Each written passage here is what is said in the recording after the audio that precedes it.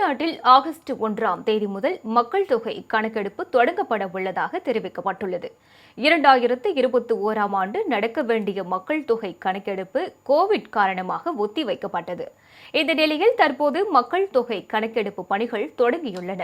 2025-26 கணக்கெடுப்பு முழுமையாக டிஜிட்டல் முறையில் நடைபெறுகிறது.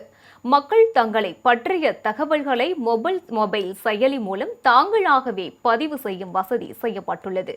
இது தரவுகளை விரைவாக சேகரிக்கவும் துல்லியமாக பகுப்பாய்வு செய்யவும் உதவும் என்று ஒன்றிய அரசு தெரிவித்துள்ளது. பல்வேறு மாநிலங்களிலும் மக்கள் தொகை கணக்கெடுப்பு பணிகள் தொடங்கி நடைபெற்று வரும் நிலையில் புதுச்சேரியில் நேற்று முதல் இந்த பணிகள் ஆரம்பமாகியுள்ளது. தமிழ்நாட்டில் வரும் ஆகஸ்ட் 1ஆம் தேதி முதல் மக்கள் தொகை கணக்கெடுப்பு தொடங்க உள்ளதாக தெரிவிக்கப்பட்டுள்ளது. மக்கள் தொகை கணக்கெடுப்பின் போது 33 கேள்விகள் கேட்கப்படும் என்றும் மக்கள் தவறான தகவலை அளித்தால் 1000 ரூபாய் அபராதம் விதிக்கப்படும் என்று எச்சரிக்கப்பட்டுள்ளது.